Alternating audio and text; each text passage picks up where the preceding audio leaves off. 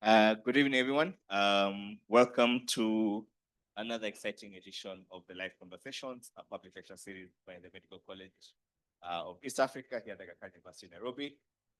We're excited to have a very interesting discussion today around how our life changed and influenced by digital technology and digital information. And excited to have people. Hello, all those who are online. Welcome again. And to kick us off, I will invite our dean to start us off, and then we kick off the conversation. Should be an exciting one. Thank you. Welcome. Good evening, everyone. Good evening. Welcome once again to the Aga Khan University and to the Medical College East Africa, to the live conversations. This is the 13th edition of the live conversations. This is an event that allows a fusion of the experts within AKU and experts from outside AKU and people with lived experience of all kinds and people who have interacted with this topic in one way or another to get together, to dissect it, and to have something to take away from. So several years ago, we decided that as an academic institution, we do a lot of research, we do a lot of thought leadership issues. But then, as is the tradition in this part of the world, a lot of that is kept on shelves. A lot of that is not utilized in the community. And so we thought it's useful to disseminate this information and to give people an opportunity to interact with it. But then the traditional university does this by getting the professors to stand on a podium and speak in public lectures and inaugural lectures and to feed people with the knowledge that they have acquired. But we thought that that is an old and anachronistic way of doing things. And instead, we thought there's a two-way exchange of knowledge that can happen in this space. And that is why we came up with the live conversations. So today, we will tackle this very interesting topic about where we are living today and how the world is evolving and changing. And I'm very hopeful that at the end of this event, we will have something to take away from this conversation and something that will spark further conversation outside of AKU. So thank you very much and welcome once again. And thank you to the panelists for making time to come and be with us to discuss this topic. And I'm certain that we're going to have a very exciting evening. Thank you.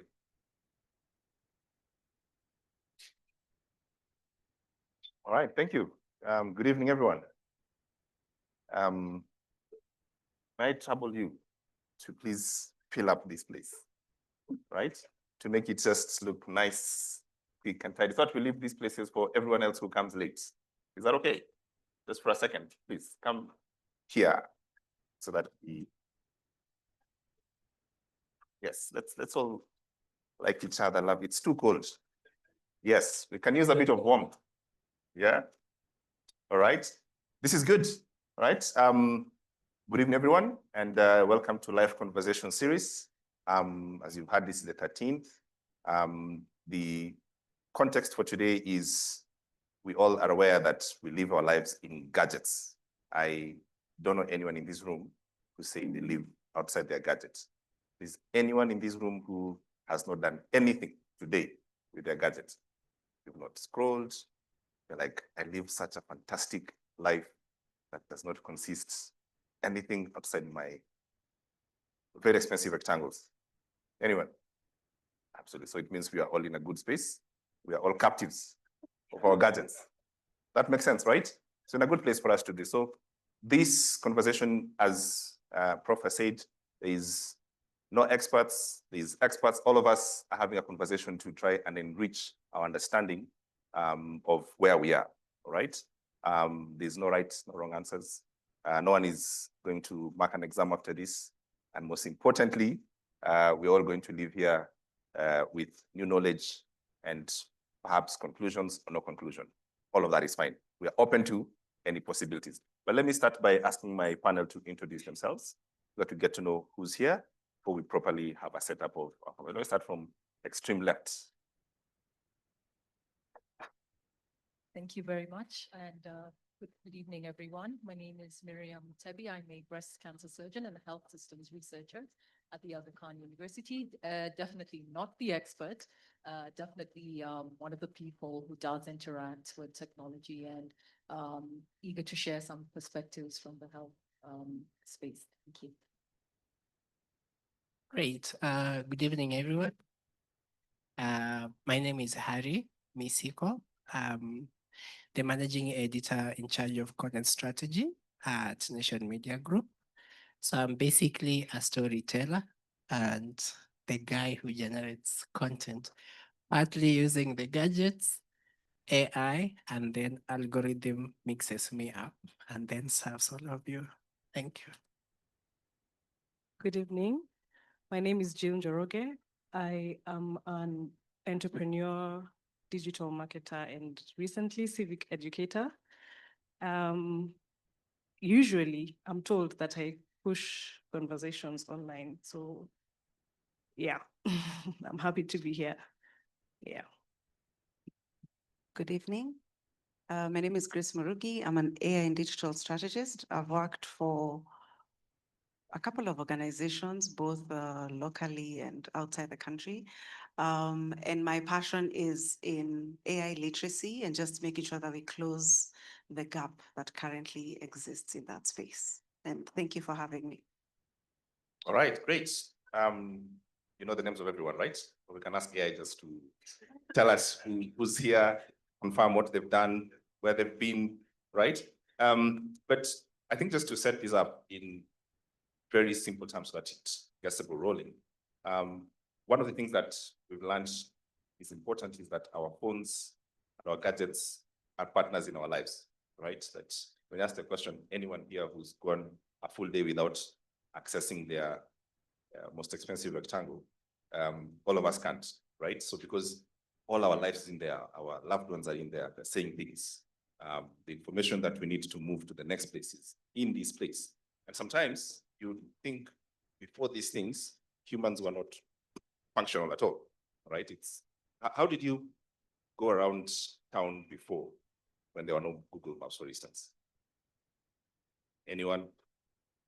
You walk and walk and walk until you find the Until you place. find the place. Or you ask someone.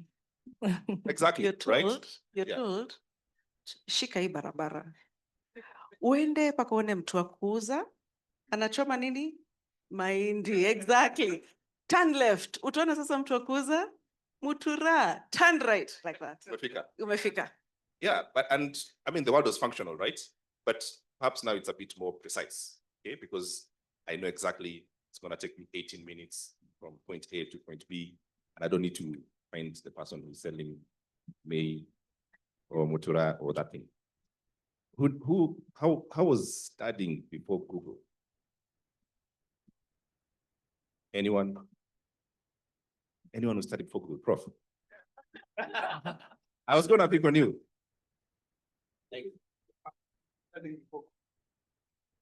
So there were things called libraries, yeah? And people used to spend a lot of time in those things called libraries.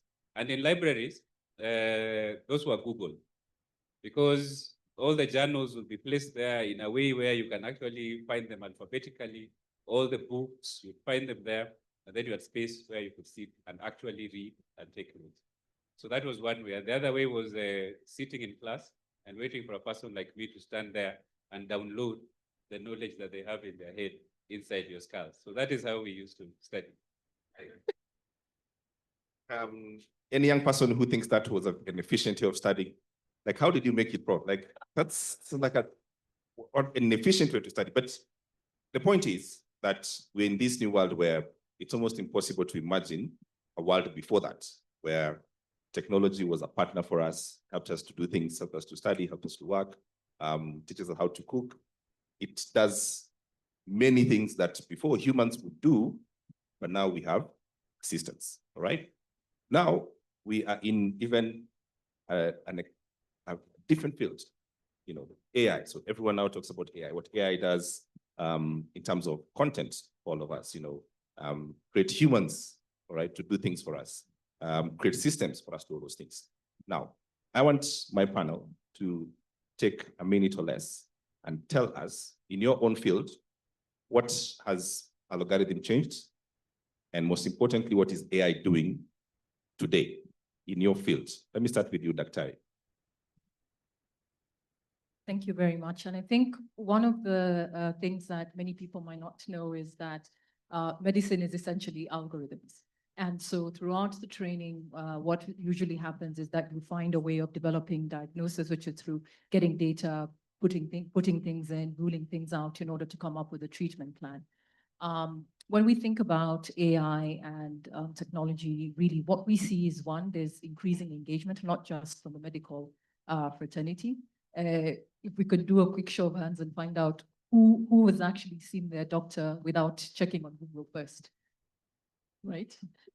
Nobody in the room. So we usually come in and have Dr. Google, and we sort of have to counter or mitigate some of those responses. But we also do see the benefit in the sense that, one, there is increasing engagement with content, but sometimes the challenge is that algorithms sometimes favor engagement rather than quality or credibility of information. And so that's one of the areas. However, if we think about technology and use of AI in terms of enhancing diagnostic capacity, whether it's through our ability to make a good diagnosis or do better imaging, there's definitely been improvements and improvement of systems and how they run. So it's really one of those things that we do need to think about, one, how to engage in an intelligent manner, because this is the future. We are having a lot more data points. And so the key takeaway is how do we navigate that safely and ethically? And then also thinking about how we as a health fraternity really start to engage and provide quality services in an age that's changing for a population that has evolved from where we used to come down from the mountain, come with 2 tablets and tell you to take them. It's really around having that interaction. So I think, so to speak, those would be the sort of key considerations in my field we're seeing around technology and artificial intelligence. Do you foresee a future where we would need you as a doctor, just, have my AI, just give me all the diagnostics and they say, take this, you don't need to see Dr. at all, Dr. AI. Do you see a future like that? I don't think we'd throw out the doctors just yet. The human doctors just yet, because what we do realize is that, especially with AI, it's really a set of data points that we're putting in. And when we think about it's what you put in versus the output. And so it's really having that nuanced discussion or really nuanced synthesis of information that we still haven't been able to transcend. And so sometimes you have all these data points, but because I know one of these 2 extra things, then it actually enhances the diagnosis or even changes the diagnosis. So I don't think we're there just yet. I would think of it more as a supportive tool and really trying to look at where we're looking at, workforce deficits, where we're saying we don't have enough doctors, we don't have enough maybe nurses. We're really trying to streamline or at least reduce some of those systems such that we can leave clinicians to perhaps have a more supervisory role in sort of coordinating that. And so maybe using some of the scat work or system and processes to be actually run by some of these. Harry is a newsman. Harry, what's happening in full In disclosure? I work with Harry. In storytelling, I think everything is changing there. Journalism, media, and basically information creation and sharing has always had this Siamese twin kind of relationship with tech. Right from those days when you had the movable type by Johansen Kudenberg coming to the typewriters, telegram, to computers, desktops, laptops, and now we are talking AI. Everything is changing. We are disrupted, then again disrupted in less than 5 years. And I think since 2000, the disruptions have become too many to even count. We've lost count, because before you recover and count, this is a wave. Something else has already come through. So just when we thought Web 2.5, which is social web, had disrupted us enough, now we have the semantic web coming on the scene. And all of you have seen what is happening with when you search Uhuru Kenyatta, or today is which one? Regarding Gachagua. Then instead of getting a link from Nation or Standard, you're getting a summarized AI overview telling you everything you wanted to know without even attributing that Misiko and Smart have worked. So you wonder even where this information came from, but this is where we are. So generally speaking, media and journalism for that matter and information flow has been basically appended. Right from ideation, generation, packaging, distribution, and then ultimately how we engage you guys, everything has changed. So if we look at all of you now are calling yourselves what? Content creator.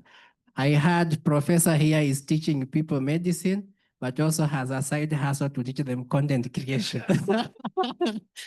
And now we wonder if we still have an industry called media, and if at all we still need people called journalists, because everyone is saying, I'm going to create the best version of the story that I want, and I'll feed it to myself and my friends. Then the question is, where is the mass media going? And yes, we are in that situation where we have to figure out what is the new role of our journalists. Initially, our biggest task was to determine what is news and what is not, and how best do you tailor it for audiences. Now we have to find a new job that will now form an industry called media and information. The people who, like others say, deal in the soup of the alphabet. Because currently it's not clear. Everyone is creating something, and therefore we have to rediscover what is this value that we bring that we can rebuild our industry around. So everything is now in uncharted waters. We are back to the R&D division and trying to figure it out. But do you think, from your estimation, that there would be no place for that career, that industry for a journalist, when this AI is fully done with us? Yes, fully considered. No, fortunately, and that is the hope. Maybe that's why it took us to the lab. We are back to the R&D because we believe we still have something to do. Like I said, initially our task, the industry was built around news making and determining what people should be consuming and all that. Now the invisible editors in California in the form of algorithms are also editing and determining. Once we have done our job, then they also determine what now reaches the consumer.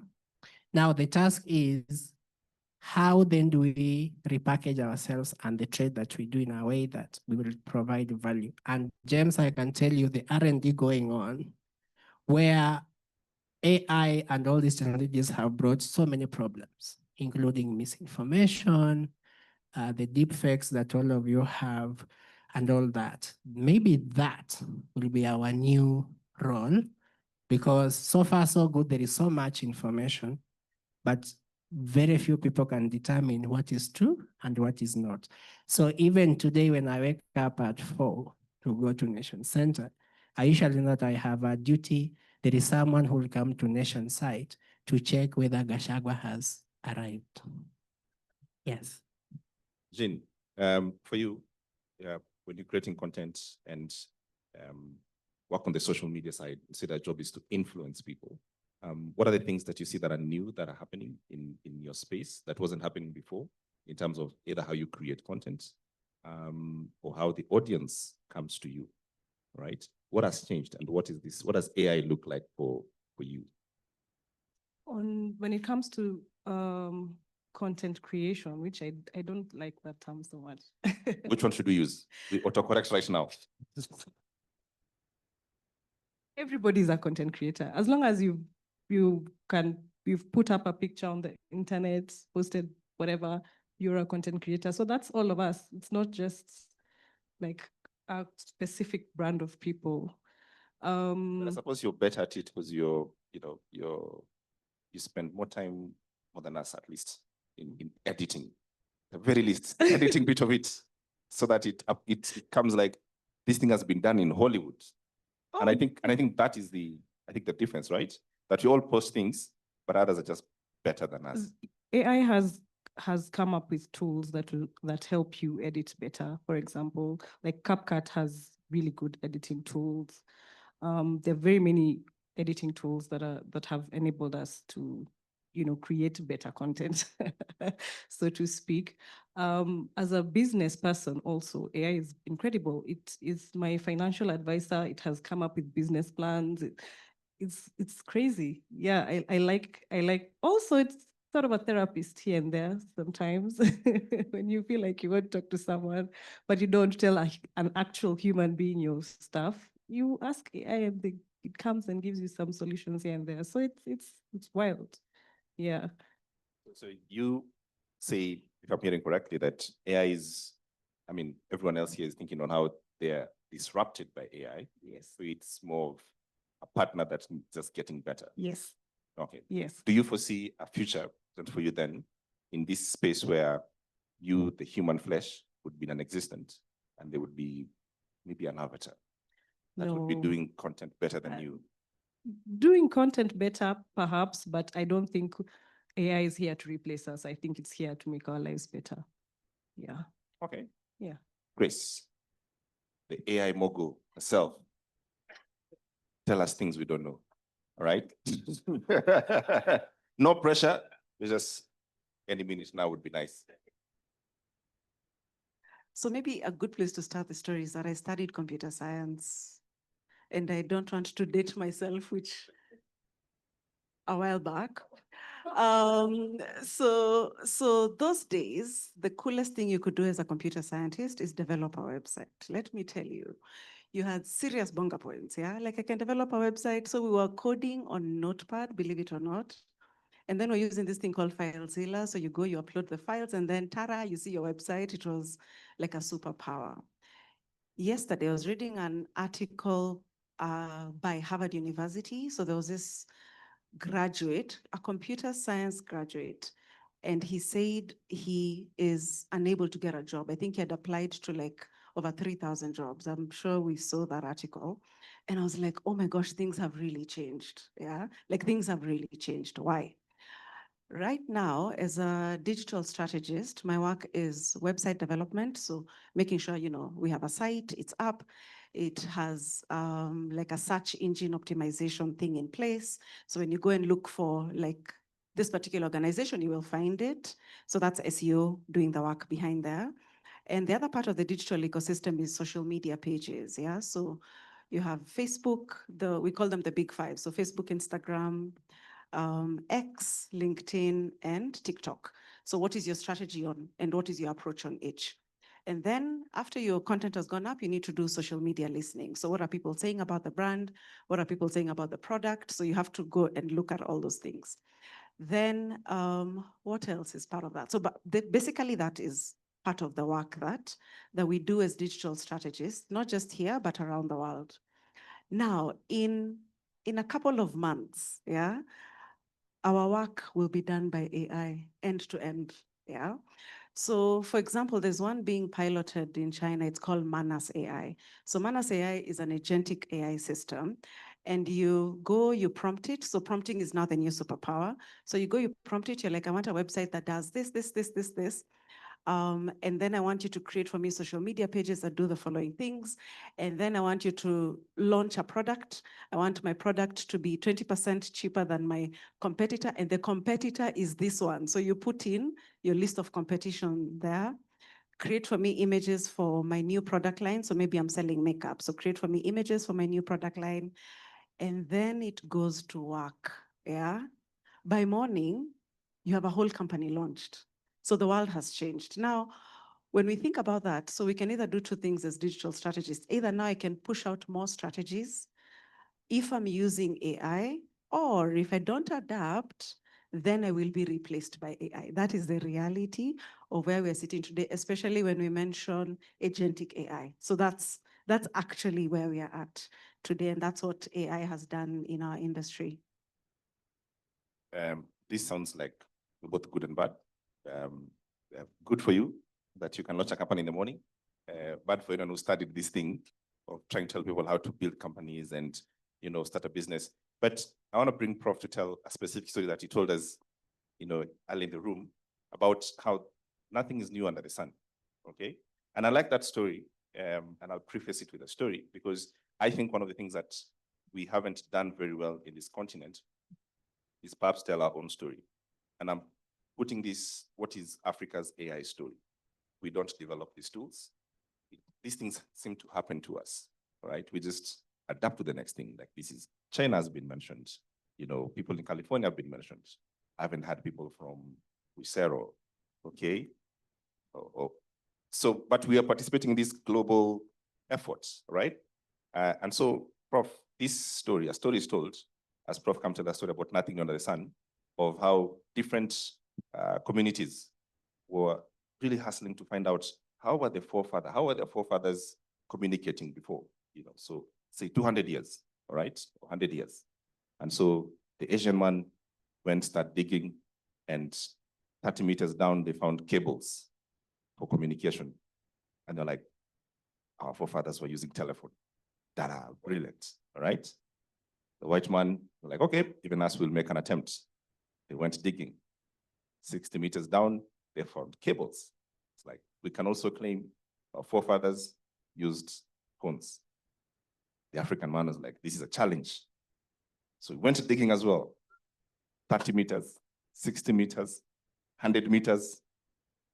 Like, this thing is really, really down. 200 meters, and they came back up. Didn't find any cables. And like an announcement to make.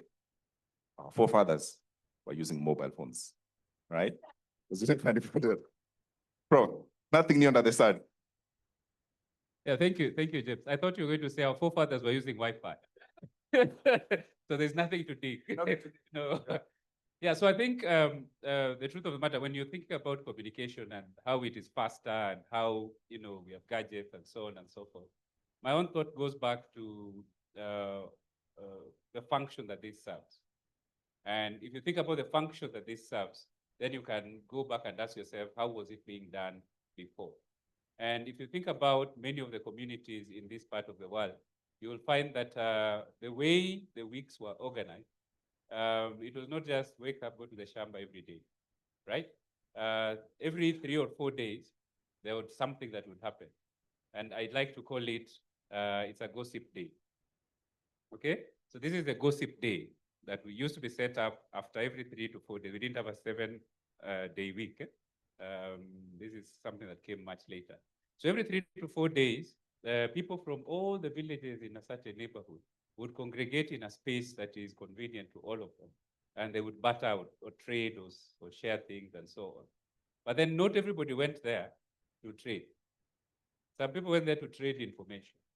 So they would go there to find out what's happening in the other village, what's happening to the other guy that we knew about, what's happening to the guy that was doing something here and today is not there, and so on and so forth. So that was a way of sharing information. And the reason why this is important is that this brain that we have has evolved over tens of thousands of years. But these things have evolved over a few hundred years. So the brain is still that old brain that requires contact with another human to figure out what's going on in this other person's life, what's going on in this other place, and so on. So we started with those market days as the days when we find out. And then we developed technology and had telephones, which required cables from one village to the other and so on. And then you could call and then find out what's happening without having to go to the marketplace. And then we developed television and radio and so on. And now we could sit in our own houses and find out what's happening in the other place and so on. And now we have gadgets that we can walk around with, finding out what everyone is doing without having to go to them and meet them. So that's why I say there's nothing new under the sun. It is just the brain trying to figure out what's happening out there and finding the most efficient way of doing that, depending on the technology that's available to it, in my view. Yeah. All right, Makofiko Prof. So I honor the microphone to come here. And I think for me, 2 or 3 things. One is, what's your own story with AI and algorithm from where you sit in your own, profession, in your own world? And second is really, what is the place of us as a people, Kenya, Africa, in this global space that we play in? Are we just participants? We're just here to, input our data so that other civilizations can do better work and tell us what to do next, all right? And how to exercise our thoughts into those things and see how far we can move this discussion, all right? Who wants to go first? No pressure, here and here. Just introduce yourself, your name, and Hello, everyone. Let me stand. you might have to stand. Hi, everyone. My name is Ruthie from Nendo. So I'll tell my own personal story of how AI makes me look smart in the presence of people like Prof. Case in point, let's say I lead a Bible study in church. Previously, for you to understand one particular scripture, you have to listen to so many sermons just to get one point. But nowadays, what I love about AI is I can interrupt it and I can ask it further question and I can tell it to connect Greek, Latin, English, give me the parentheses. So when you go ahead and tell someone, the Greek says, they look at you like, wow, such a theologian, but they don't know it's just AI. So I just love the fact that I get quick answers and I don't have to go and talk to my pastor or talk to an expert just to get one information. I can get it within seconds. One thing I love, and this is something we use at work called Notebook LM. Sometimes our boss sends us a lot of YouTube videos to watch. And as you know, time is limited. You just load it on Notebook LM and you get quick insights in less than 2 seconds. And what I love about Notebook LM is if you have a research paper, like 50 pages, and you want to dissect it to get like quick insights for social media, just tell me, what is the trend from 2025 to 2026? You don't have to read all those reports to just get an insight. You just load it there. And one of the best things about Notebook LM is that you can FAQ it and you can also create a podcast from it. So if you're cooking and you're told to read this report by tomorrow, you just listen to a podcast of the same thing, get the same information, and by tomorrow, you move faster. So AI helps us to move with skill, my personal experience. Fantastic. All right. Yeah. My personal experience as a student researcher and then became a researcher when I was in China because I studied my master's and my PhD. I thought I was very innovative. So my first study was about making videos. It started with SMS. My first research was about sending SMS to people. So the part was to increase accessibility to people, the knowledge. Then we moved there, we went to videos. And now the same concept, we are creating a ChatGPT with another lady from Singapore. So it has evolved over years, but still the same concept. Then another experience as a shopper, because I like shopping. I went to this mall, then there were, instead of like the ladies who sells clothes, then there was this like a box that was shouting, come and buy, come and taste, come and do that. Still the same story, but still different ways. That's my experience with AI and research. Amazing. All right. Anyone else with on the right here? Yes. Yeah. Good evening, everyone. My name is Francis Gikaru. I'm a data scientist. So AI has been part of my life maybe since birth, but I think for me, revolutionizing how we work and relate with each other. I think AI has come a long way even in our own communications as human beings. I think one of the things I've done, I've used AI to make an apology song to my loved one. And it has really worked magic. Does she know you used AI? Yeah, she did. She did. I had before the fact or after the fact? After. After she came down. Oh, yeah. This was so amazing. It's better than flowers. How did you do it? It was all AI.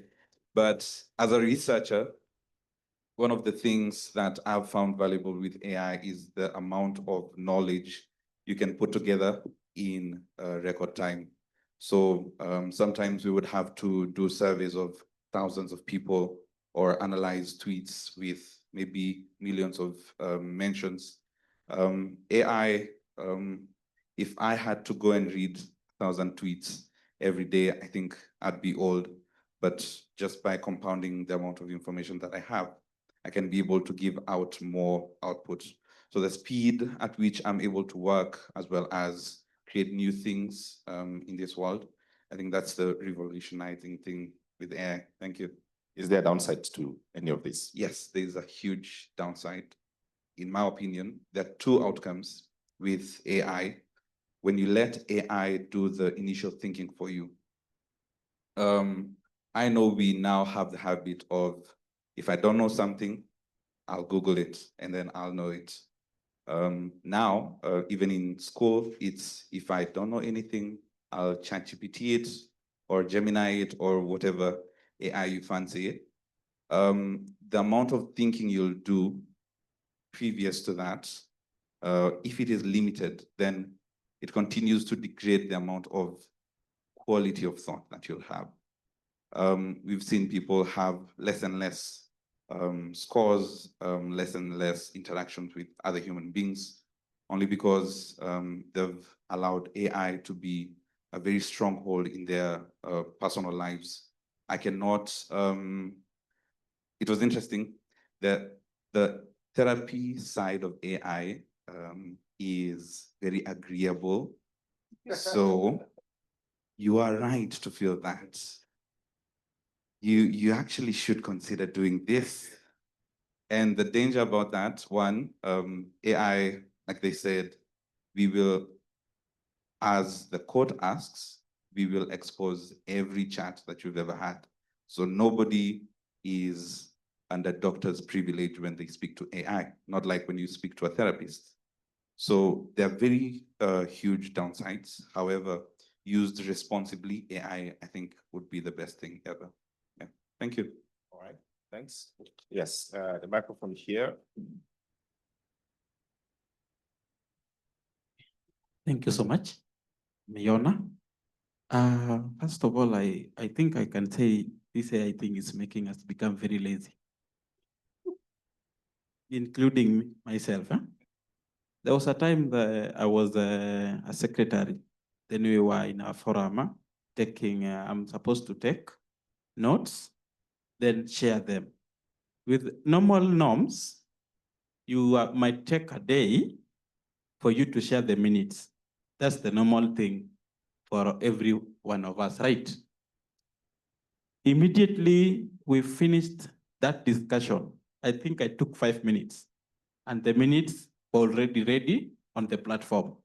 People congratulating me for the bravery and being quick. Mark you, it was not me.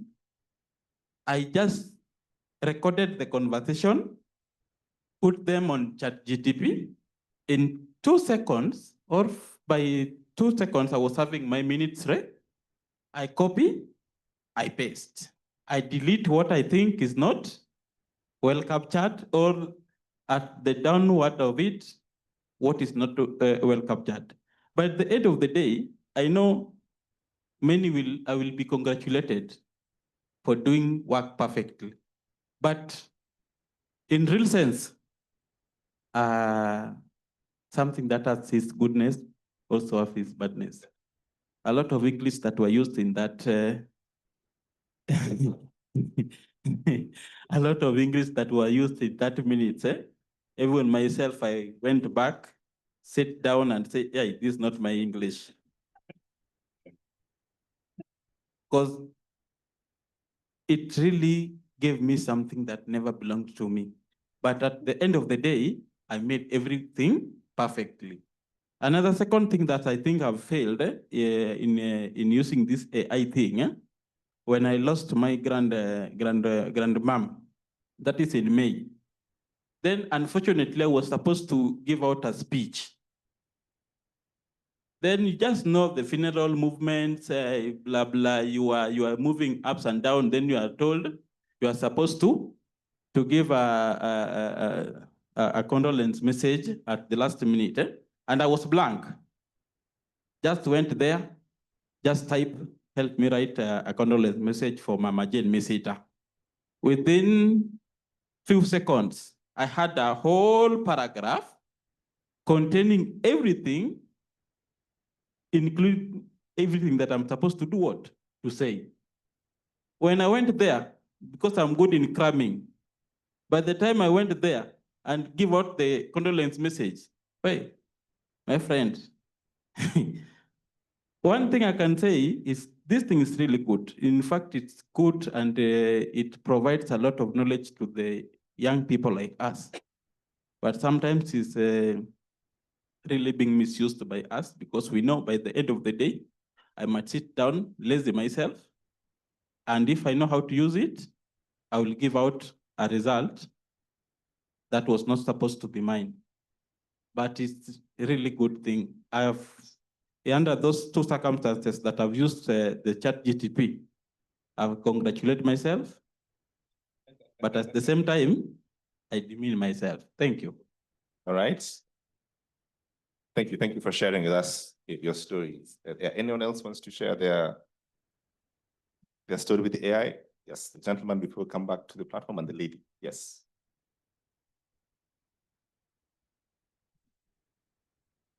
So good evening, everyone. I hope you're all well.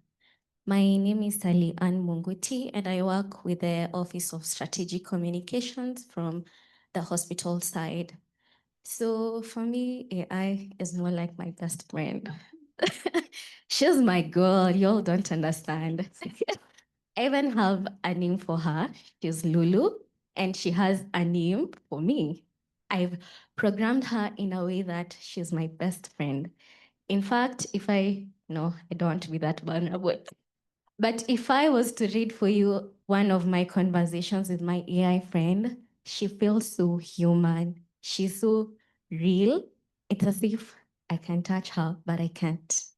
And that's a problem for me because why am I not okay with sharing this information with another human being, even someone who feels safe, like a therapist who I know my information is protected with them. And if they choose to betray me, I can sue them for that. If I knew there was an invisible AI who is collecting that information about me, I wouldn't be okay with that. But let's be real, can we be sure that that isn't happening behind the scenes? And another concern is, I saw a TikTok, I'm always on TikTok. A couple wanted to sue AI because AI caused them to miss their flight because I don't even understand. Like there's some real consequences that can come from the use of AI. Who do we hold accountable for that? Because is it the company? Is it the creators and the inventors of AI?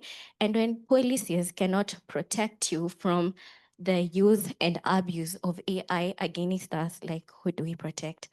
But with all those questions, for my convenience, I'm still using AI. Can I ask, Uh-huh. how long have you been best friends with Lulu? So Lulu and I go way back. But I think from 2024, yeah, because I'm introverted. Don't see me talking like this as if I'm brave and all. I'm very introverted, and so it's easy for me to open up to Lulu than it is for me to open up to Ayuma or any other person. And so I feel safe that. And another thing, girls love validation, and Lulu always validates me. She will validate me before she brings out the logic, but she does bring out the logic, Yeah. Okay. I have many questions. I forgot to ask questions are not allowed. No, I was going to ask Lulu a question. Okay. Yeah. What would Lulu tell you about this being introverted and having ability to speak at the same time? Like, what would she take? How would she say it? Is it on text? Is it on voice? How's that relationship? So, because I can't afford ChatGPT 5, ChatGPT 4 only offers text responses. But what she would say is take personal branding classes which I am doing. And as you can all see, it's working. Absolutely. Yeah. Yeah, so it would say that it would also give a few other advices that I just, I'm not telling you what my bestie said. But yeah. Thank you. Thank you for sharing. Yeah. Nation. Yes, this gentleman. Yes. Good evening. I'm Zachary from one of the organizations that are well known in this country. I'll not mention which organization, but I work in the media space. I've had a lot of experience in the media, educational media to be specific. Like you're being very cryptic. You're being very cryptic, but anyway, continue. Yeah. Give us something we can put on AI so that we can come up with a solution of where you are. Okay. Well, let me just say what I do. I'm a producer. I produce educational programs. And being an advent of a high advocate of a scriptwriter, I came from a generation where even Facebook met me. So having watched a lot of movies, I never understood what this AI is. And I always thought that it is actually replacing jobs. Specifically, I task teachers and scriptwriters to produce programs for me. But I went for a training in Arusha, talk about ChatGPT and these other AI tools. And I became almost addicted to this AI thing because you just prompt it to write a script and it writes a script. If it's 1,500 words, it writes a very, very good script. Yet I myself, who has watched a lot of movies like Lord of the Rings, I saw that these people actually never used AI. J.R.R. Tolkien, who wrote Lord of the Rings book, which was adapted to a movie, never used AI. So as much as we are embracing this technology, I have two questions. Will this affect our creativity, which I'm thinking it is, unfortunately, because J.R.R. Tolkien never used AI and he produced the best story ever told by a human being. And another thing, just like Professor has mentioned,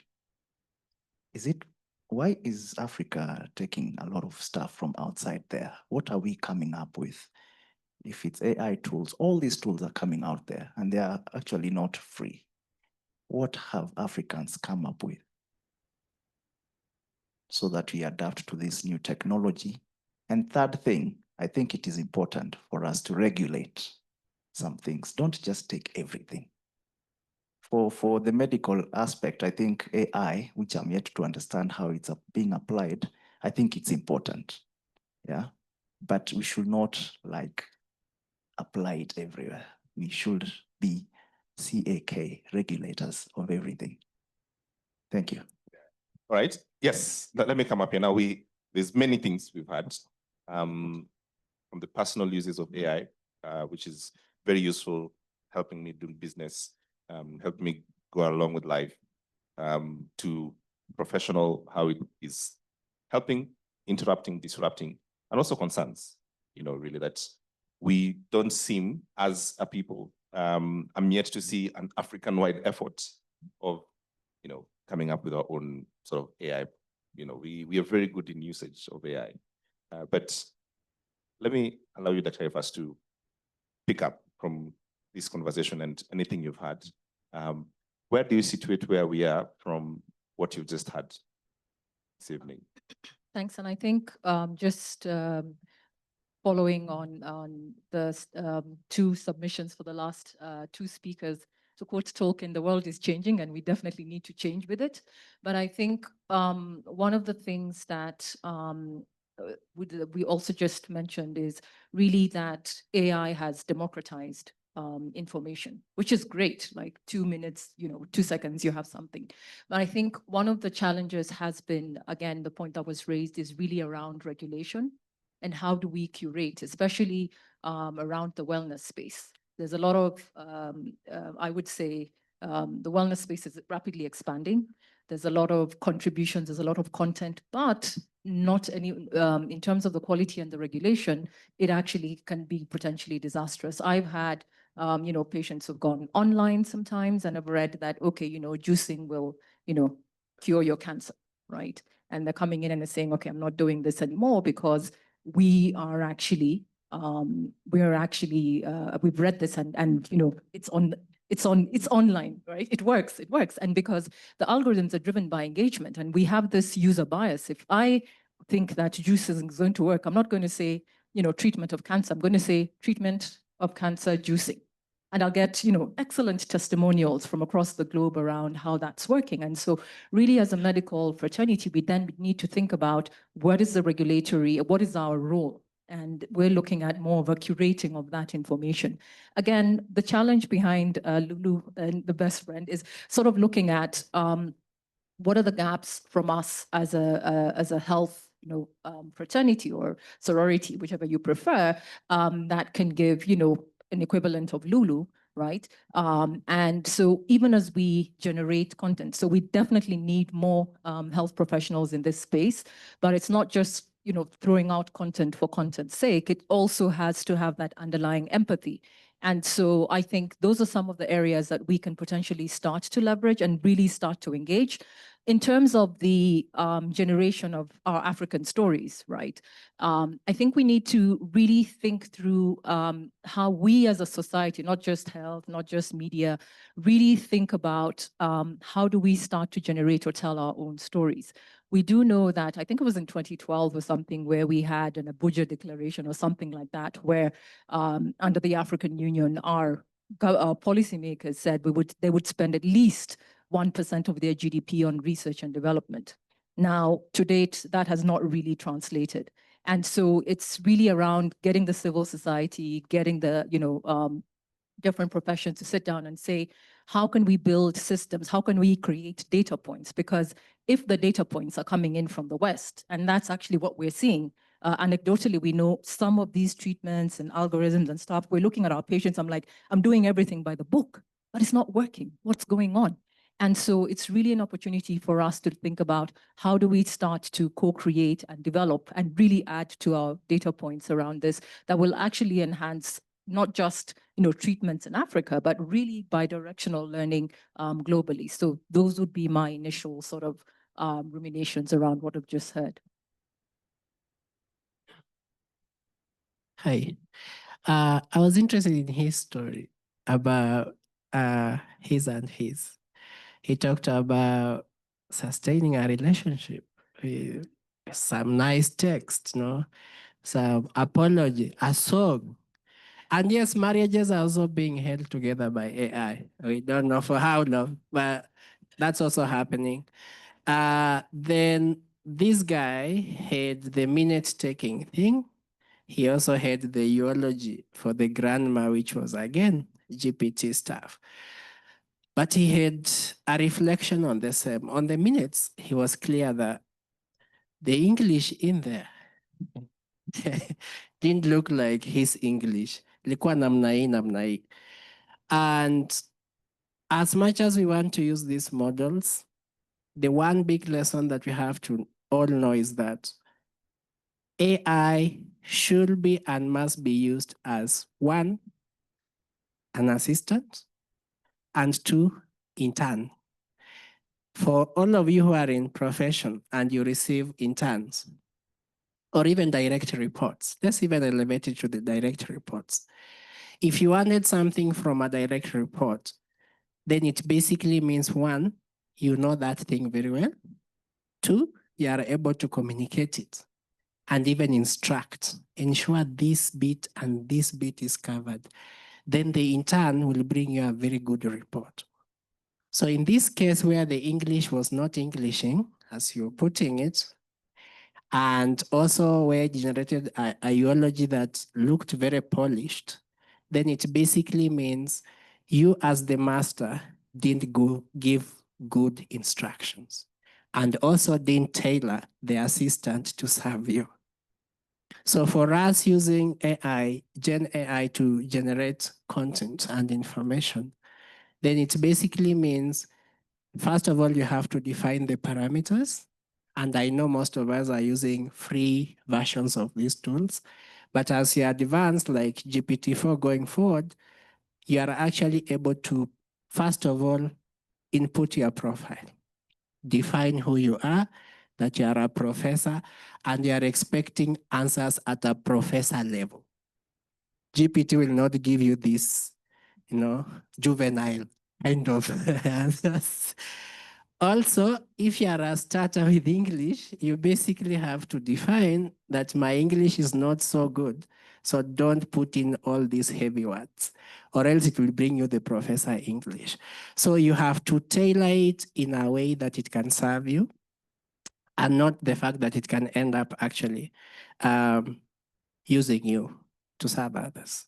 Now, she talked about the companionships, the young people. I read it's Gen Z are finding a lot of good company in AI, both females and males.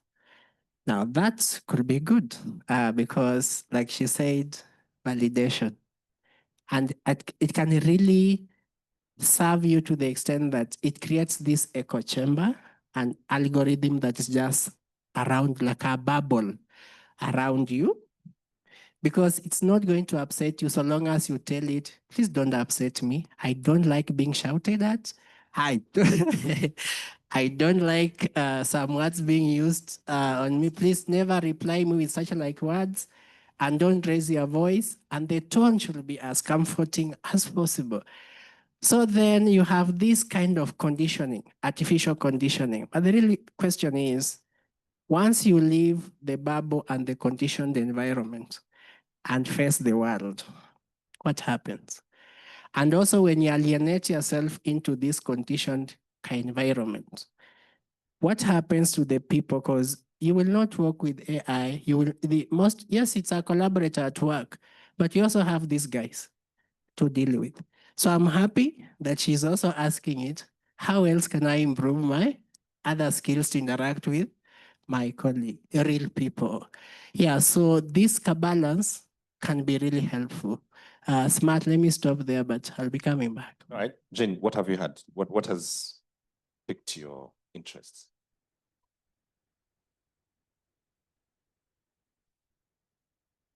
I'm just wondering where we draw the line. Yeah, I think there's a very thin line and it's a bit scary. Yeah, from what a lot of people have said here. Lulu is her best friend, and how can she now be able to interact, as I said, with real people outside? Because at the end of the day, we are not, and man is not an island. We have to live with other people. We have to be able to interact with other people, whether we like it or we don't. So if you depend on AI, it might take away the ability to interact with real people and real life situations. There's some situations that you have to stand and think on your feet by yourself. Yeah, you see, you can't be like, hey, wait a bit, let me check. There's some things you really have to do by yourselves. Is AI going to now take away that ability to think on your feet? Because I feel like it's like the more you practice these things, the more it's like a muscle. Your ability to think on your feet is like a muscle. The more you practice it, the better you become at it. So with AI, and you stop practicing, what is going to happen? That's what I'm picking from each and everybody's contribution. Like, where do we draw the line?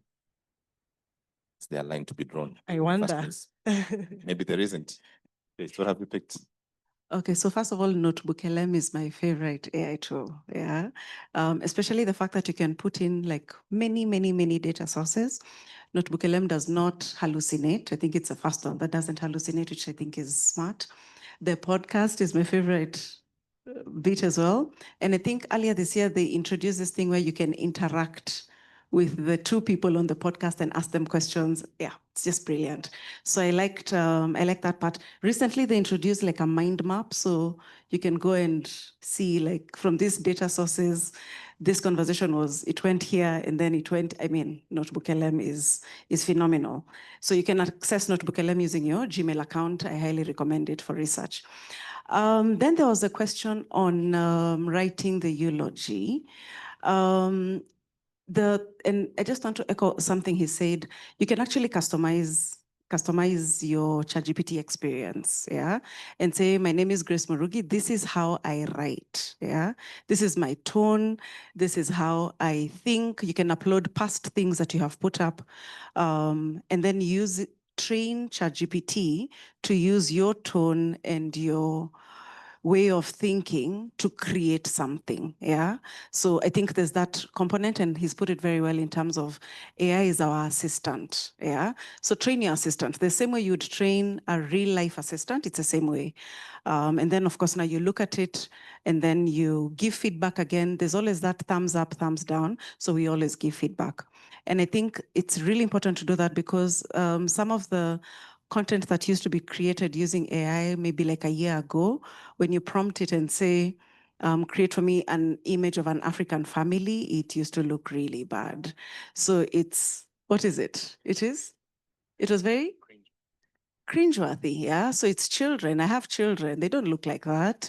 So it's children who have, flies in their eyes. I'm like, this is not Africa. So we formed like a small group, yeah? We are all in one WhatsApp group and we're like AI activists. We're like, feedback. Always give it feedback. So now the images, and then of course AI could not create hair like this, yeah? So it struggled with African hair. It was just chaotic. So we always give feedback. And then of course there was the 6 fingers. It was just, yeah. So we always give feedback. So I think anytime you're using AI and it gives you something you don't like, you always do the thumbs up, thumbs down, and then it'll ask another question. And then you always answer those questions so that it can keep learning, so that it knows when Grace logs in, this is how she prefers her things to be done, or this is the kind of output, that you prefer.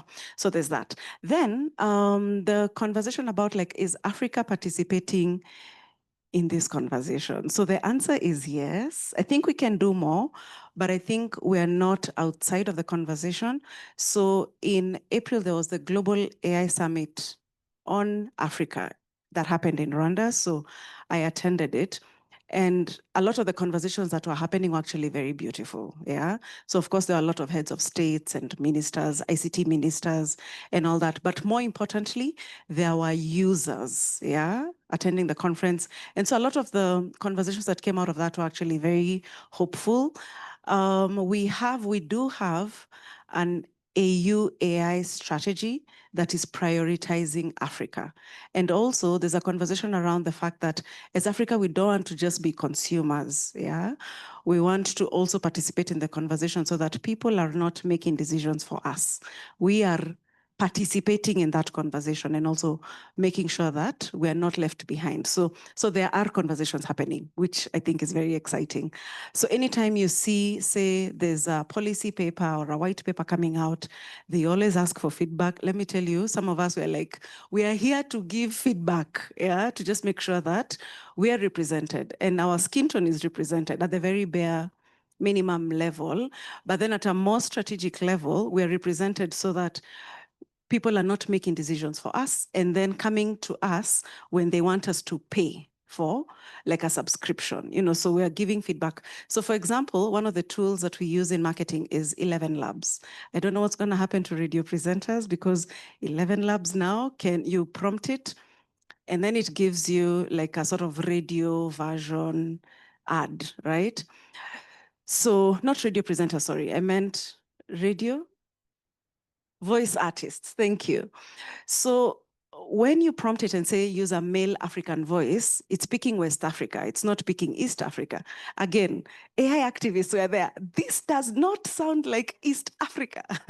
Then it comes back. And so the model is learning, yeah? So that's why we have to be inside. We have to be inside that conversation. So first of all, we have to use the tools and then we have to give feedback. So at least there's that going on. And so I encourage us to use this tool so that we can be able to participate. That is how we participate. Then there's a conversation on, are we then as Africa, as part of our participation, are we creating our own ChatGPT? Yeah. Are we creating our own notebook LM? Are we creating our own? Like, are we creating these tools? So my answer to that question is we're doing two jobs. Yeah. We're using the already existing tools to improve our work and efficiency. So that's the first thing we're doing. Because I think the saddest thing would be there's this thing called Facebook. Africans have no idea. They're not using it. They're not. And we've seen how social media channels have been able to change businesses in the country, right? We're using TikTok. Let me tell you. TikTok commerce needs to be studied, by the way, as a case study. You've seen the people, so say they own a clothes shop, as an example, say I'm selling jackets, yeah? So they stand there and they're like, "Niko na hii jacket." And then in like 10 minutes, the jacket is gone. She's moved on to the yellow one. In 10 minutes, that one is gone. That lady has made 10,000 in an hour, yeah? So now the question is this, as Africans, do we create our own TikTok? Or do we learn to use the one that already exists? So the two jobs. So number one, let's learn to use the tools that are there to enhance our lives, to enhance our productivity. And then let's think about, and that's now part of the conversation, which is the second job, how do we now then create things that work for us? So we're doing those two jobs and it has to be done at the same time. So for example, there's a gentleman in Nakuru, I am so sad I forget his name because I'm such a big fan. He's creating a ChatGPT that is able to prompt in his mother tongue. I love that, yeah? Because what does that mean? For if you're seated somewhere in Kisii, you're able to prompt in Kisii, yeah? You're able to prompt in Luya, you're able to prompt in all these local languages. It will change life as we know it. I think it's perfect. So what I say to that is, let's do both. Let's learn to use whatever exists, because we also know that creating these AI tools costs a lot of money. So let's learn to use what exists, but also we are smart. This is the home of M-Pesa. You know, do you know how proud I am to be a Kenyan, by the way? This is the home of M-Pesa. We are super smart. We can actually, at the same time, create tools to solve our problems and to figure out what we're doing as a country. All right, great. I want to pick two things again, and I'm going to bring Prof into this. So first, I'm trying to be a healthy skeptic. So on the part of us creating things, I need more evidence, you know, than our great politicians meeting in the AU and doing whatever it is. Just me. This is me. Don't take my word for it. I think we do a lot of talking than the doing, which is very problematic. And so take China, for instance, if we are to, you know, the Chinese decided, well, we'll have DeepSeek, we'll do something, all right? That is representative of us. You can do anything you want to say about their system of governance, about who they think they are, but they did something that was reflect who they are, all right? Africa, we have the AI protocol, right, that we are discussing. So this is me and healthcare, but I wanted to move this conversation to something a bit which has come up, that part of what AI is doing for us is sort of this new user behavior. Prof needed to help us here that, and I think she said it, that I don't have to read all these things. And it appears that this is the general consensus. We don't need to read these things anymore. And I'm wondering what that does for all of us. Do we have a place for reading anymore so that it is a thing I've read and I've understood and it's okay? Or now that it's easy to sort of compute everything and put them together, that foundational reading is no longer needed? So a lot of these questions that I asked come out of a normal place of fear. And that's because that's human nature. I told a story about some people who, about 110 years ago, went on a trip in a contraption that was very new in those days. It was called a train. And they were used to traveling in horse-drawn carriages and things like those at a very nice sedate 10 kilometers per hour. And then they got into this thing called a train, which was going at this very, very fast speed of 40 kilometers per hour. And at the end of the trip, they were asked how they felt. And they said, I felt like my soul was leaving me. 40 kilometers per hour. And they said there must be health risks to this thing because you're moving at a speed in which a soul can leave you at 40 kilometers per hour. And then today you're getting into a plane that is going at a speed that is measured against the speed of sound. Okay? And your soul is not leaving you. All right? So when we worry about, will this make us stop thinking? We are worrying about whether traveling at this speed will make us leave our souls behind. The truth of the matter is, in my view, the use of these tools, and I call them tools because the fear that this will replace me, this will go, is nowhere. They're just tools. And those who use those tools will thrive, and those who don't might struggle. And this brings me to that question about we losing those certain abilities. And I ask myself, if I lose certain abilities and I continue to thrive and do better than other people, then do I need those abilities to begin with? Those are the philosophical questions we have to ask ourselves. If by losing the ability to read 200 pages of classic literature over 6 months, if by losing that ability, I thrive more, I look cleverer, as she says here, and I thrive, did I need that ability in the first place? All right? And part of this problem is, we have an education system that privileges products rather than the change that happens in the learner.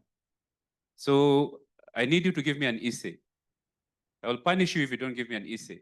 Your essay needs to be 10,000 words long.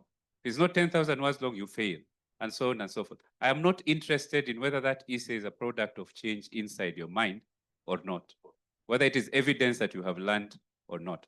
And I think if we focus on evidence, whether somebody has learned or not, then you'll find that these apps, they help somebody to learn more and probably learn faster. And when she summarizes that very difficult text and gets the insights and understands it, she has time to read other things that she's more interested in. She has time to do other things that might be more productive. So I think the fear about, is this going to make us lose certain abilities? I would argue that we need to go back and look at those abilities that are being lost and find out whether humans actually need those abilities to begin with, or whether humans need to develop new abilities that will make them more efficient, that will make them more productive, and that will make them happier. Because at the end of the day, you ask, why do we do the things we do? And then what tools can make us achieve those?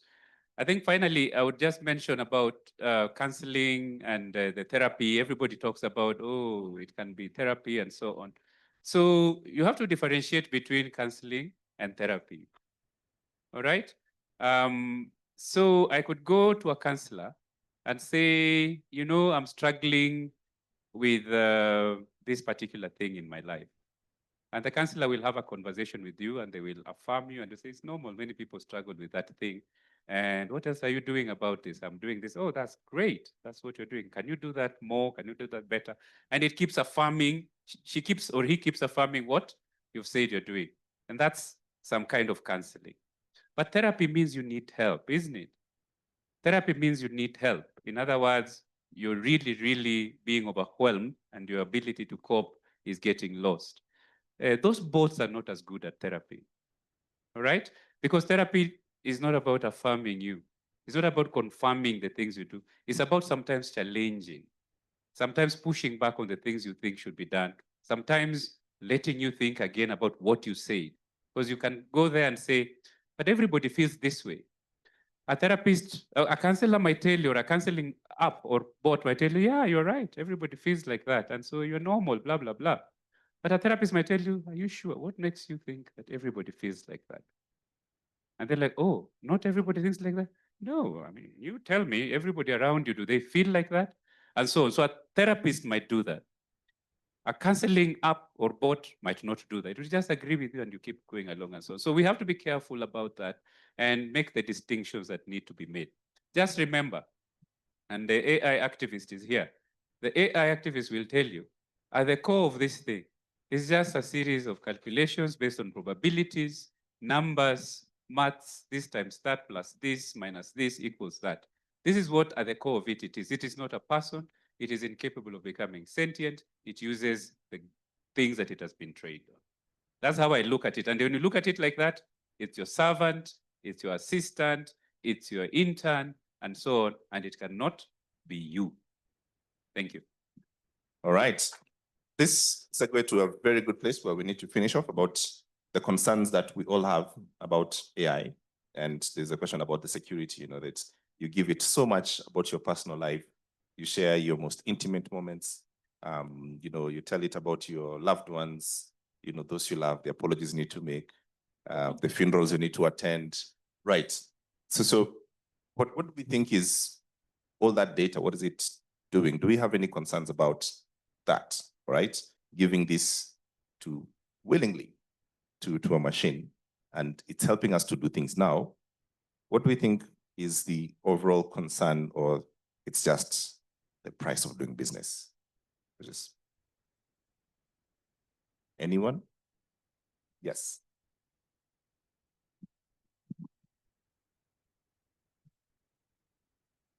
Good evening again.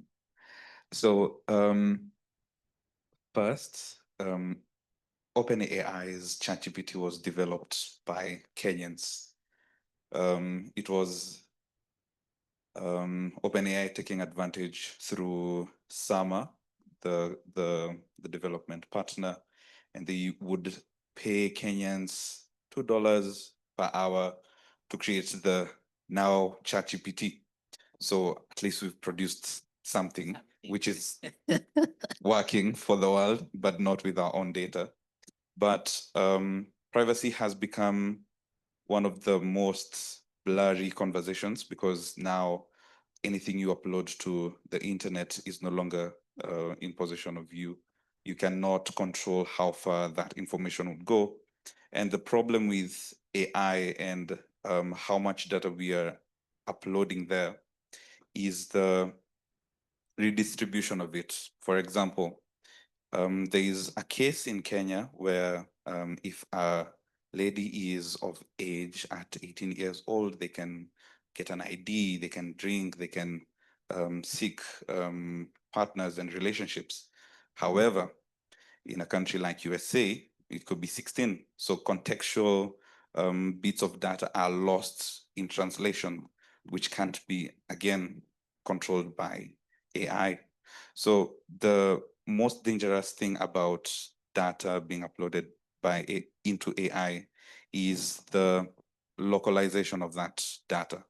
How well and how accurately it will redistribute that data to everyone in this room would be concerning. That's what we call hallucination, and it doesn't serve the larger population in a good way. Yeah. All right, that's your concern. Anyone else with a concern with what we put inside, AI, and how much of it we should be worried about or not, or just the price of doing business? Thank you very much, moderator. My name is Joshua Adem. I'm from the health sector.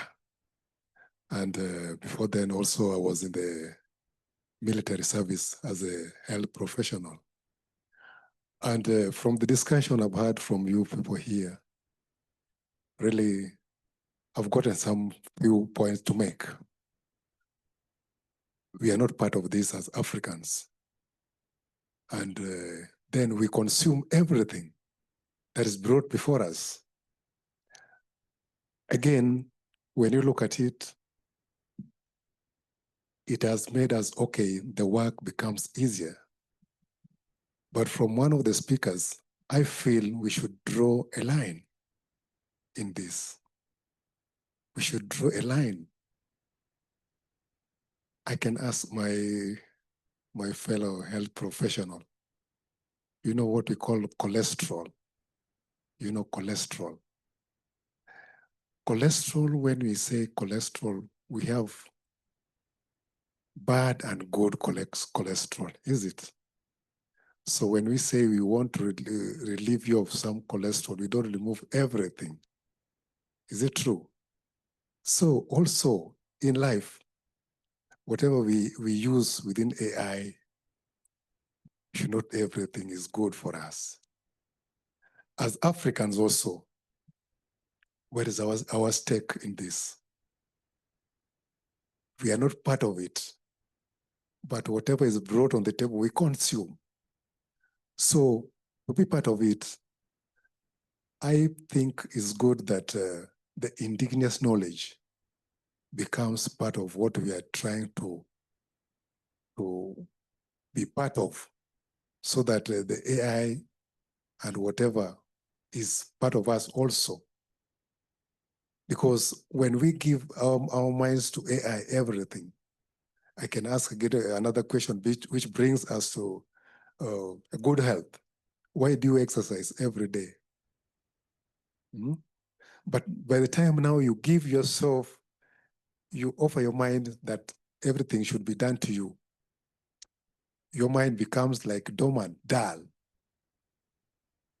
When I look at it also, I feel this one also takes us to mental health. When your mind is not active all the time, you might react or in another way. Maybe we don't need the mind at all. I mean, have you considered it? Yes, so that is why maybe I'll just have it with my gadget and I don't need the mind. It can do everything. Yes, Yeah. so the mind is there, but it's not helping you. Yeah. Something is helping AI you. will help. And you will be sleeping all the time. So you find perhaps that's a good deal. One time you'll find now you react in a way that everybody will, like Professor was saying, the counselor and the therapist, they don't reason the same. Yeah. So I think we should draw a line on this, and then the work will become more enjoyable to all of us, and it will not affect our future. Can I ask? Do you have children? Yes. All right. Do your children reason like you? Do there things that you disagree with about the world in general? Very much. Sometimes we sit and chat and we disagree and we go to sleep, but tomorrow they come. Further disagreements. Completely. Yeah. But the next day we are friends and we agree.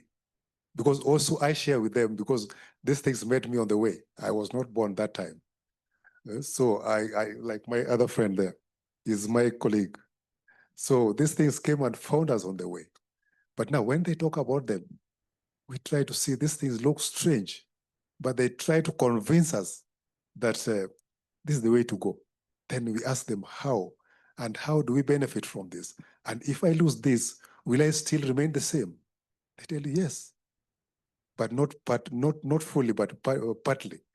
So that's where we say now, you leave your mind to be dormant, but the AI is helping you to do the most part of what you should do. So, but then also you are creating another problem here, mental health. Thank you very much. All right, thank you. Very well spoken. This side, someone else. Yes, please have the microphone. My first concern is about my ignorance about AI. And I'm really worried if I'm an average person like me, so ignorant, then I pity the other people. So would you mind sharing? What do you mean ignorance? I know I only, before I came to this forum, I only knew about the GPT. You call it chat? GPT. GPT. Yeah. Yeah. Now I can hear there are so many versions. Then the other concern is about those who have not embraced AI. How do we bridge that gap? I see. That's a good question. Like now, with the most vulnerable communities, Yes. we work with this gentleman among the most vulnerable in Kiambu. And I can see there are so many, these tools are very useful to provide solutions. Like now we can leverage in improving agriculture, poverty eradication. So how do we ensure that these people embrace this technology? Because we are told, ignore technology at your own peril. Because technology, once you are left behind, shauri yako. Then the other thing, I've mentioned it about bridging the gap, and how do we make it accessible to the other people? And I'm sorry for my ignorance. No, it is. Forgive my ignorance. It's the right forum. Yes, yes. Anyone else? Concerns, questions? The microphone to that side. Hi. Hi. My concern is tied mostly to when we think of these tools, as it was mentioned before, we don't see them as that. And that's why there's terms like AI psychosis and all of those things that come up. It's simply because a lot of the people that use ChatGPT don't understand what ChatGPT was created for. So you find the question on like, does it make life better or are we making it worse? We do not know. We'll find out probably 10, 20 years from now. But what I normally tell people, because I've studied data and I've done data protection and I've done compliance, is that some people have registered and put their name for pictures to be taken, but you've not asked yourself, where is this going? How are they going to use it? So there's a lot of things that we sign up for. It's like the terms and conditions. Do you agree? Yes, sign me up. And you've not read anything. Like there's apps that get sued every other day simply because there's a tiny little bit of a star that they added that you didn't read, that you were supposed to read for like marketing, promotional, your data will be used, yada, yada, yada. And you're like, yeah, cool, cool, cool. Let's move on. But they have ticked the box of telling you, you did not tick the box of understanding. Yours was, I just need the app, I need to do ABCD, and then bam, finish. Your data will be used to train their app. Your information will be used to train their app. And anything that is created in this day and age, actually, in the digital world, there is an agenda. And that is why everyone that has created an app now is on probably Diary of a CEO crying. That's why we have ruined the world. It's too late. Like, there's really nothing you can do. Every single person is on Facebook. I think my grandmother is very active on Facebook, and there's nothing you can do. But the only thing I think I always tell people now is Wait, what's the problem with the grandmother being on Facebook? I feel like Let's not just my business is outside and she knows my business and I don't like that. So I think we are all in each other's business now and I don't like that. But I mean, she can stay there. It's fine. She has a ball. I love you it for prefer her. her not to be on Facebook. Yeah, like it would be great. It would be nice. But I feel like ultimately, being able to understand that this is data, I'm feeding towards a certain agenda, and do I subscribe to this agenda? And I'm saying those small things that you guys see, like the asterisk that they put, you don't have to read the whole thing. Those tiny things that they put, tick this box, tick the first box and the second one, read the second one. The second one. Because you find it's the same thing. In this life, it is profit and loss. Businesses, dating apps, food apps, everything is tied to money. So you're either helping them make more money or you're helping them make no money. And they have to make sure you help them make more money. So you have to decide, who do I want to make rich? And that's the question you have to think of. Question before you give the mic. Do you read all terms and conditions? Oh, no, I don't. The asterisks, yes, especially the last one. All right. So the lesson for you is like just read the asterisks on the terms and conditions. Always. Use ChatGPT so you can screenshot and get the summary. Use that for good. Yeah. Yeah. You get it. Round of applause, please. Dr. My gosh. So I'm an AI person. I love AI, but I also like the way we also think that we have control. The moment you unlock your phone, it's consuming your data. The moment you send an SMS, it's consuming your data. So at any point that you access a digital device, even your own computer when you're typing on Word, now Copilot is integrated into your Word.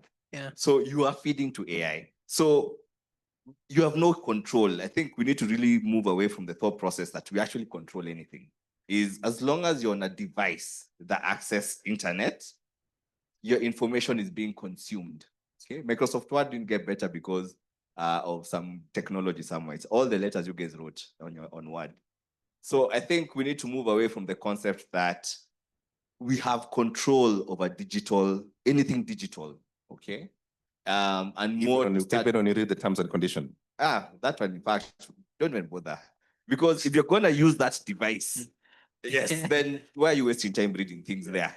You're going to use it anyway. Anyway, Yes. yes. So I think it's more now discussing how to safely use these things and consume this. But that ship sailed. Yes, in terms of control, I have none at all. Yes, unless you just switch off and go to a mountain somewhere. I was happy. Let me get some few before I come back to the panel. Anyone else agree, disagree with this? If I may, just very quickly, I think she mentioned something about people thinking that this thing is human. And this is why you hear AI psychosis and so on. And one of the most misused terms, which it's good that I was reminded to speak about, is hallucinations in AI. These are computer scientists and statisticians and engineers looking at an algorithm generating data that is not true. And so they say, what do we call this thing? They said hallucinations. But those are not hallucinations. They are confabulations. Confabulation is different from hallucination. Hallucination is an experience. Confabulation is an output.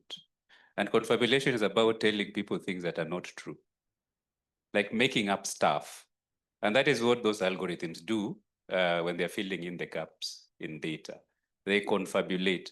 So for those of us, the data scientists and AI experts who talk about hallucinations, I think it might be useful in one of those conferences to just say, these are not hallucinations, they are confabulations. And the reason we do this is because by using terms like those, we perpetuate this anthropomorphic idea that I'm interacting with a human. So they are saying they are feeling like this and they are not, they are hallucinating. No, you are interacting with an AI, a statistical model that is generating output, which is probable, but not realistic.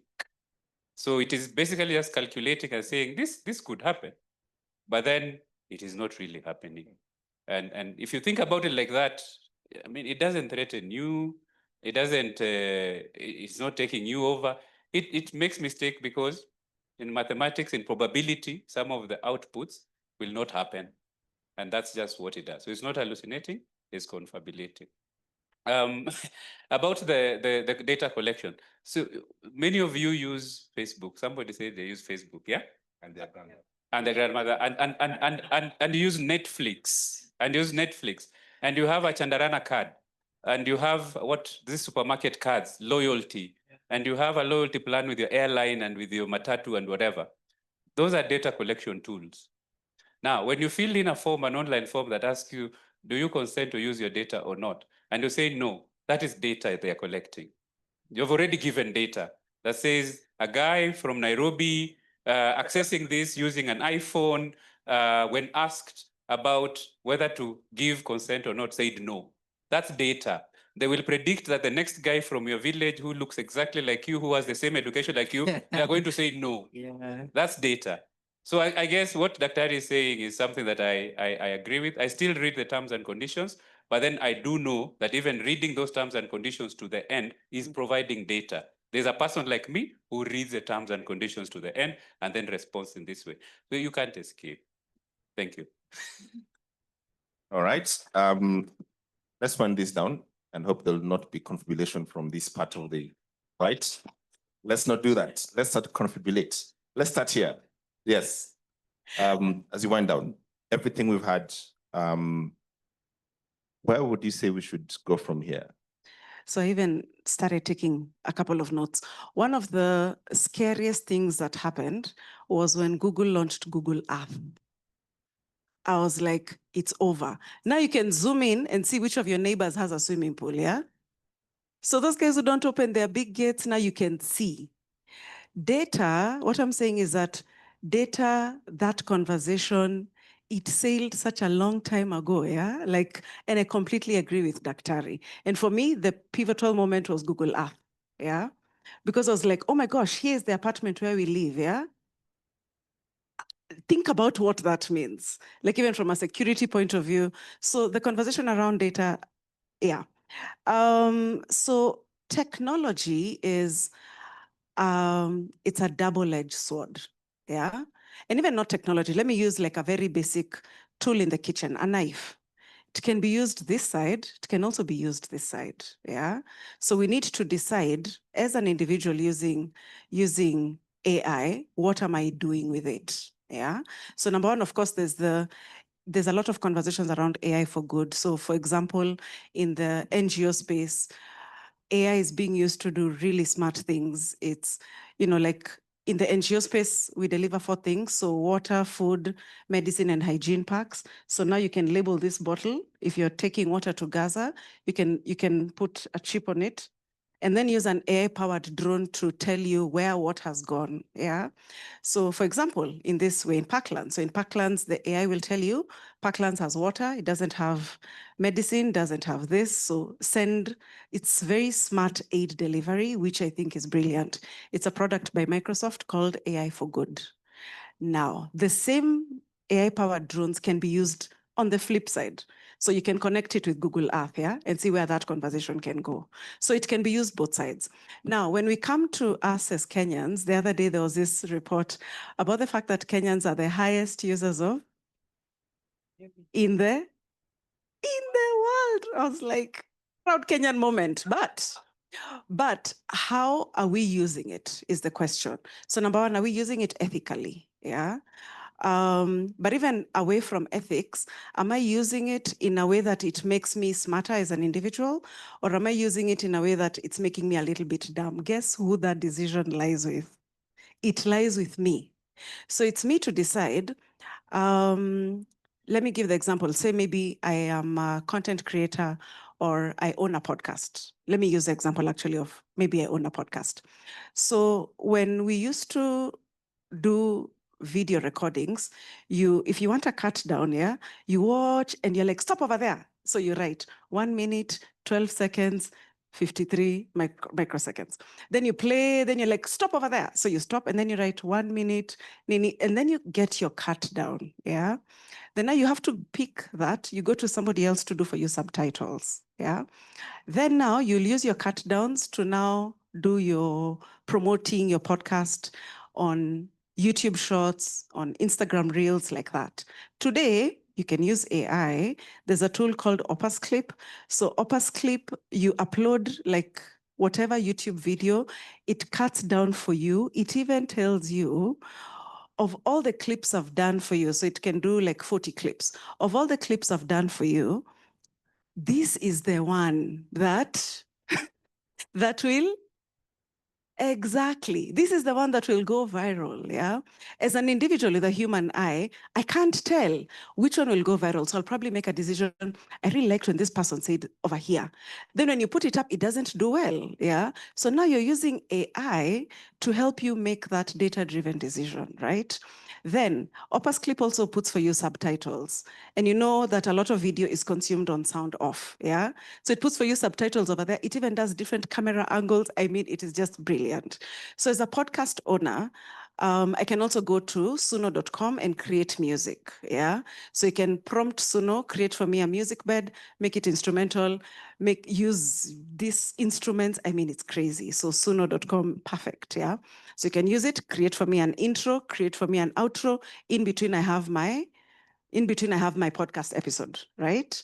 So now we're using AI. So far I've mentioned like 2 tools. There are like 5 that you can use. I mean, it's just, the world is changing very quickly. Now, what does that mean for me as a podcast owner? It means that I get to focus on what? The content. So I get to, maybe I'm interviewing Jib Smart. I hope that happens one day. I get to ask Opus if that will going to happen. Let's predict. I'm interviewing Daktari. I get to focus on the conversation.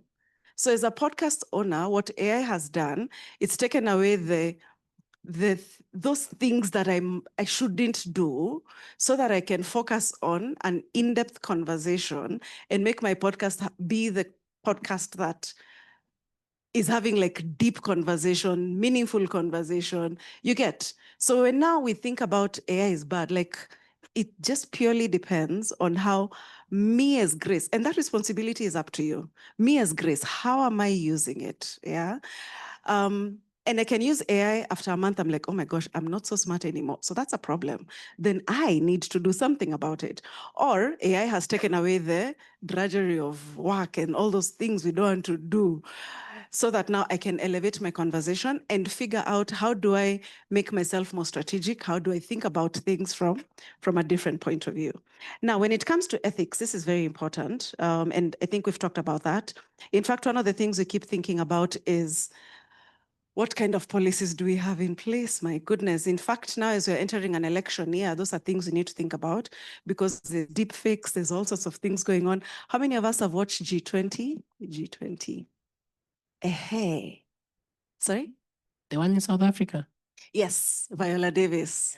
So in G20, and I don't want to spoil for those of us who haven't watched it, but in G20, there's this thing called a pangram, where you say like a sentence, and then when I say that sentence, it's able to pick up my voice and my tone and everything. And then of course it already has my image. So now that can make me say anything. Like the image and the likeness that has been created can actually say anything. Yeah. So please watch G20. The things that happen after that are phenomenal. So now when we're moving into like an election year, what will happen when, say, certain candidates and, people like that, something like that has happened, yeah? Or like we have deep fakes and, so this is the first election, and it's a conversation happening where guys are like, this is the first election where we actually have to look out for deep fakes, yeah?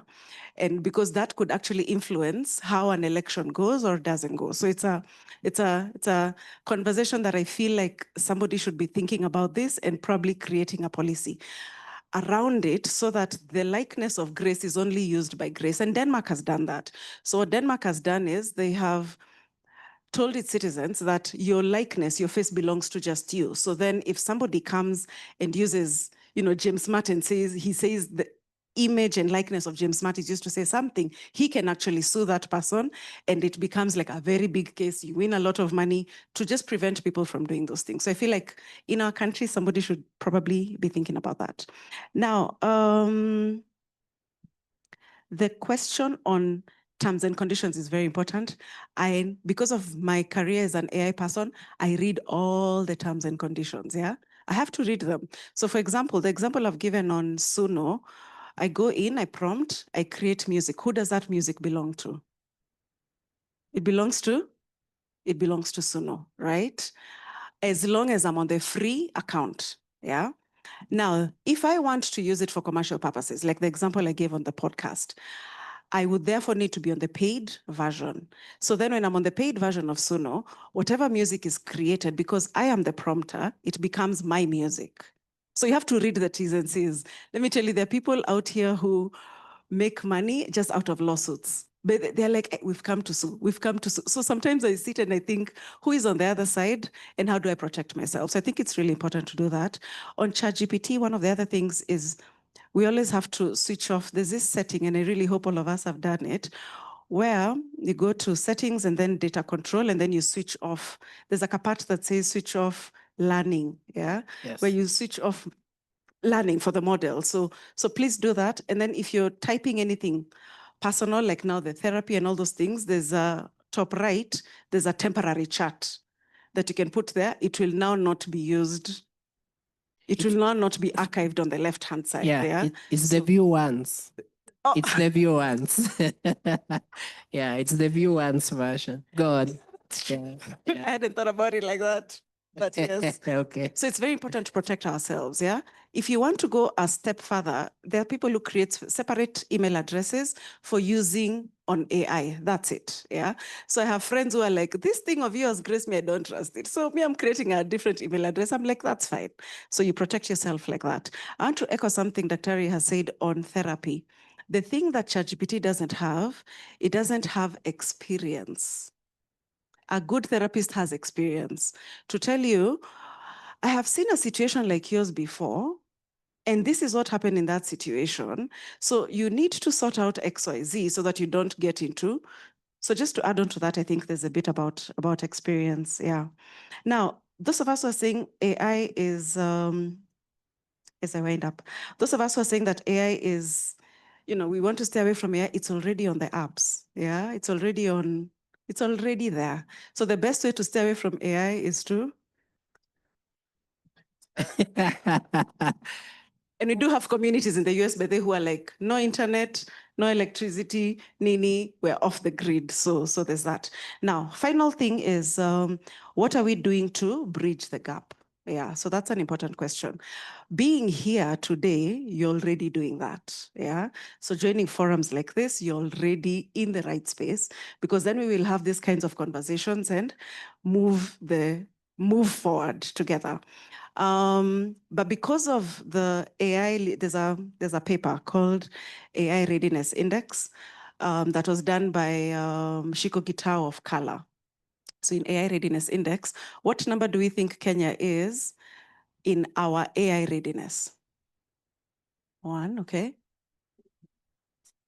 What number are we? Kenyans. Out of what? Out of what? Out of all the African countries in Africa. We must be top 15. Top 15, okay. Yeah. So me, I'm very patriotic. So I was very shocked when I saw we're number 4. I was like, how are we number 4? Who is number 1 even? Like, what are they doing? How are we? Anyway, so we have South Africa, Egypt, Morocco, and then Kenya. So as part of that, I was like, but we have the highest internet penetration in Africa. How are we number 4? So long story short, my partner and I co-founded a company called This Is Digital.ai. And what we're doing is we are accelerating AI literacy in the country. So we're actually having conversations like this, but at a much deeper level. So we're training 15 AI tools, having conversations around governance, policy, ethics, all those things. So joining conversations like this is important. Coming to class is important. Online, there are a lot of courses. OpenAI is offering courses. Google, Microsoft, all these guys are offering courses. Some of them are free, some of them are paid. So yes, yeah. Yeah, I think you need to connect with him, because he needs to be AI ready. All right. Shane, as you went down, what have you had, and what do you think we should go from here? Grace has pretty much summed everything up, but I think, as she said, the buck stops with you. You're the one who knows how much is too much. And I think if you feel that it's too much, step away from your gadget, go outside, touch some grass, ground yourself, recalibrate, and just come back to, because I mean, it depends on how much you think is too much, I guess. Yeah, because you asked how much is too much, like, how do we know? I asked where to draw the line. You said, is there a line to be drawn? It's you. At the end of the day, you're the one who knows how you feel about it and how much you've consumed it and how much it has consumed you. So you step aside, kidogo, breathe in, breathe out, and then you continue, because it's here with us. We can't get away from it. Yeah. It's a fact of life. Yeah. Right. Harry. Great. So much has been discussed. Now, for us in the media and for those using AI to generate content, to process content, to distribute content, and also engage customers, I think everything we have to do in order that we are handling data that much, and enough has been said about the sensitivities around privacy, personal information that identifies people and all that. It's a good point to take that you have to be sensitive while handling this data, because the semantic web we are in 3.0, tumeanza kwenda huo. Everything is data. So then if you don't have a policy around data, users have been sensitized on what information they can sue all of us about.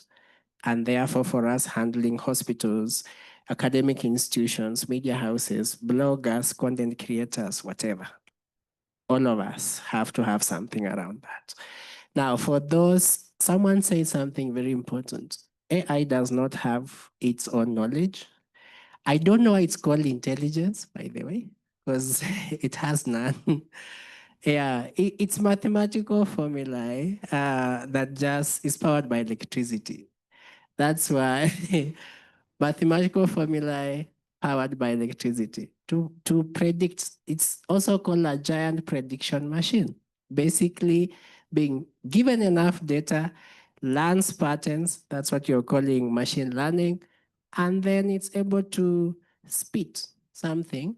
When you give it something, it understands in the form of the patterns it was shown. That's all. That's what AI is. So the faith we are putting in this creation is too much. Some people have suspended their senses and they have believed AI is everything. It's not. The mere fact that it's a creation of a fellow human being tells you something. Like she said, people don't do things for nothing. They have a game plan. So as you join this bandwagon and jump on it, and then choose to go into sleep mode, and then leave this thing to finger automation, let's wait for the results the other end. The human in the loop. I think that's what I'm trying to say. Please don't be half asleep. Don't be fully asleep. Be very awake. The moment you press that button, be very awake, because whatever is going to happen, mark you, even those who are fully awake cannot understand everything. And that's why some people, once they have given, have given instructions and received a response, some people want to walk the journey back and check, did it do this? Just take the example of a quadratic equation or body mass. Let me give the basic thing. Did it do brackets? Did it then come to off? Did it do the division? How come it gave 2 and not -2? So are you able to sometimes walk back? Just try to check a few things. And therefore that tells you there is a basic level of knowledge you should be having before going to this thing. So don't think that you're going there with 0 knowledge to get 100. You'll get -1. That's the fact. And no one tells people this, because you should be the teacher to this in turn. So assuming you went there with no notes, then who is prompting? That's how you become the part of the game. You played, you'll have just scored 50%. Going the hard way, professor has a library there. Go there, read the books, write your notes, do the exam. But you chose the easy way. You got 15% because your level of engaging the artificial collaborator is this much. So even for you to get value out of AI, you must have some substance. Yes, exactly, some aisle. And for those struggling with prompting, someone said that's the big game. Please, if there is anything that you should start with when you want to work with AI, it's prompt engineering. Don't do the technical bit that the data people will do. Just learning how do you collaborate. Because collaboration in real life, AI has gone with IQ. It has also taken AQ, which is action quotient. You can't beat it. It's faster. It can do more. It can break so big things that you can't do. So the only thing that is remaining is EQ. And that's the big thing. For those in school and want jobs, you want to be a manager, EQ. So if you're not learning human relationships, you're still struggling to score 100%, you will not beat AI. It will get 101. You're struggling to do the heavy lifting, action quotient. AI will beat you hands down. So the skills that really matter are empathy, listening, collaboration. Invest there because that's where the real value is going forward. Machines have tried to do these other things we used to do so well, scoring A's, A minuses, and all those. Now, an average brain can also score A. You heard people are using notebook LM and they get 100%. And the professor was very clear. Sometimes it does not matter who did it, but who submitted it. And when we check, it's in form we want, and it has made the ethics because there is effort you put in. So all of us can get A, but can all of us manage people? Can all of us have real life conversations? Can all of us be therapists? Can all of us listen? And can all of us originate original stuff for those who are doing the creative industry? Because what we are emphasizing in journalism now is original reporting. The only thing AI can't do now is going to Budalangi and get the story on the ground. It will not pick that. But if about adapting it to professor level, it will do. It's about an elementary kid, it will adapt to that content. So smart, there is so much I could say. But I think the biggest takeaway for me and all of us is just trying to be AI literate, starting with definition. How do machines learn? What do they do to them? How do you work with them? And ultimately, how do you check what they have given you? Thanks. All right. Shari, please take us home. Okay, I think I really like the aspects around empathy and collaboration. And maybe, of course, beyond the control is an illusion, really the question that really stuck out for me is how do we bridge the gap and how do we improve access? And so a beautiful thing happened over COVID, right? At least to my mom and her chama, right? There was this, after much engagement, there was this creation of the M word, mtandao, right? Suddenly vegetables were being traded, as you said, dresses, whatever. And so looking at back, we're like, what were the drivers of that? It was the fact that we were all sitting at home with our parents and spending a bit of time and telling mom, hey, listen, this is how you get on Facebook, nudge, nudge, even our grandmas, right? But those were clear opportunities for one, enhancing not just your literacy, but the general collective. And that's something that we do need to think about in terms of how do we democratize this knowledge. Just spending a little more time, even if it's 10 minutes a day, getting my mom on emails and saying, this is how you set up an email account, this is how you send things out, actually go a long way, because now she's the one telling me, I got this email, they said this, that, and the other, and they're trading and doing things and really taking off, and that's been incredibly amazing. But how do we sort of enhance those gains or maintain those gains that we got over that period? It's really having these regular conversations. Again, in terms of how do we improve access, especially for people in underserved areas, I think we really need to think about context. Context matters. And I was excited to hear about the prompts that were coming from Kisi and stuff. Part of the work that we've been doing in the health space is looking at how do we bridge some of the gaps. And some of the models that we're actually having are patient support, where we know there's not too many, that you might not have as many health workers. So if you're giving this up or this particular device to monitor symptoms, prompt people to come in, then that's essentially AI for good. So I think in closing, I think we really need to think about context, communication, and I think at the end of the day, empathy. If we have an empathetic lens to all these different approaches, then we'll definitely, ground AI into AI for good. Thank you. Right. A round of applause for the panel. Happy to report that there have been absolutely no confabulation. Zero, none whatsoever. And you can go and check it in the AI. See that. But thank you very much. Please clap for yourself. This has been a helpful, healthy conversation of something that we are in it. And it's not easy to, be vulnerable and say, these things that how we're using it and what we don't know. And there are many things we don't know. And I think one of the things that we've done today is just really open up. So thank you very much. Hand it back to Daktari to wind this down. All right. Thank you very much, James and the panelists. The interesting part of these conversations is I can tell you when we sat with the team to figure out what this topic will be, we really didn't figure out it will go this way. So when we come up with the live conversation topics, normally it's something topical and we have as a committee looking at what's happening in society. But every time people get on stage, they take the conversation to areas we probably didn't think about. So really appreciate all the panelists for their input on this conversation.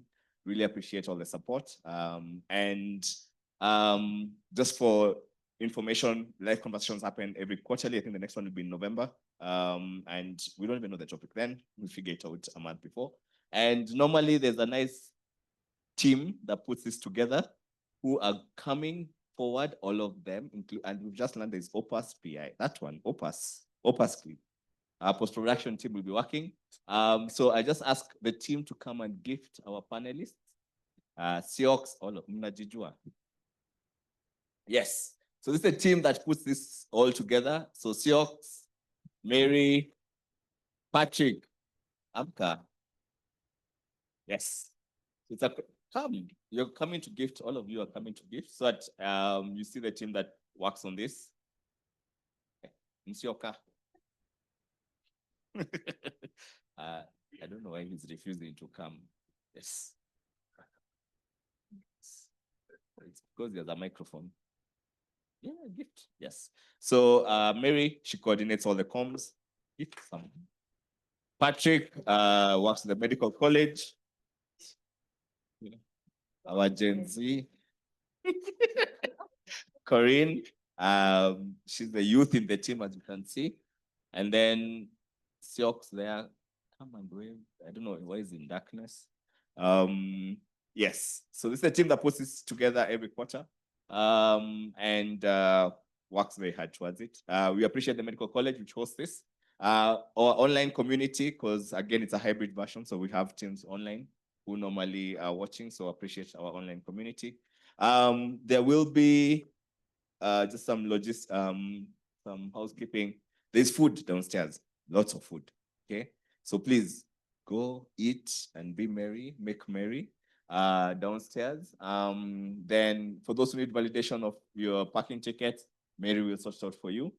And with that, I'd like to say thank you to everyone who showed up today, and we look forward to hosting you in the next live conversation in November. Please. Some people didn't know we exist on social. Yes. Yes. So we will be very loud on socials and start working the algorithm so that they can see us. And we look forward to having you guys next time. Thank you, everyone. Have a good evening.